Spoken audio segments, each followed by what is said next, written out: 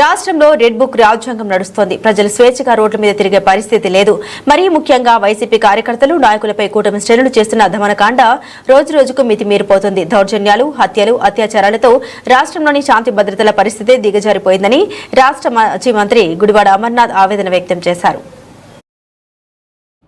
12వ తారీఖున ఏర్పాటు అయినప్పటికీ జూన్ 4వ తారీఖున సార్వత్రిక ఫలితాలు వెలువడినటువంటి క్షణం నుండి ఈ రాష్ట్రంలో శాంతి భద్రతలు ఉన్నాయి, క్షేమంగా బయటికి వెళ్తే మళ్ళీ తిరిగి రాగలుగుతాం అనేటువంటి నమ్మకాన్ని కోల్పోయేటువంటి విధంగా గడిచినటువంటి 45 రోజులు ఈ రాష్ట్రంలో కూటమి ప్రభుత్వం వ్యవహరించినటువంటి తీరు కనబడతా ఉంది. నిన్నటికి నిన్న వినుకొండలో జరిగినటువంటి సంఘటన దేశాన్నే ఏ రకంగా కుదిపేసిందో,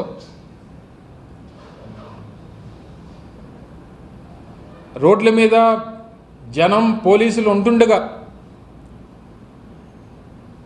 మా వైఎస్ఆర్ కాంగ్రెస్ పార్టీకి చెందినటువంటి మైనారిటీ నాయకుడు, యువజన నాయకుడు అయినటువంటి వ్యక్తిని తెలుగుదేశం పార్టీకి చెందినటువంటి కార్యకర్త ఏ రకంగా అమానుషంగా కత్తితో 2 చేతులు నరికి ఏ రకంగా ప్రాణాన్ని తీసేశాడో, ఏ రకంగా హత్య చేశాడో అనేటువంటిది మాటల్లో కాదు, ఈరోజు రాష్ట్ర ప్రజలందరూ కూడా కళ్ళతో చూసినటువంటి సందర్భాన్ని మీ అందరికీ గుర్తు చేస్తూ ఉన్నా.